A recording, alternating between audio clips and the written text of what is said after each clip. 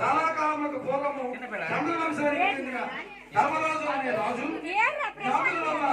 సిరి సంపదలన్నీ పోగొట్టుకుని భార్యతోను నలుగురు తమ్ముడితోనూ కలిసి వనవాసం చేయించు ఒకనాడు నైమిసారణ్యానికి వెళ్ళాడు. అక్కడ సౌనకాది ఋషి ప్రముఖులకు అనేక పురాణ రహస్యాలను బోధించుతున్న సూత మహాముని దర్శించి నమస్కరించి, అయ్యా, మేము మా దాయాదులచే దగా చేయబడి ధన కనక వస్తు వాహన రాజ్యాధికారములన్నింటినీ పోగొట్టుకొని ఉన్నాము.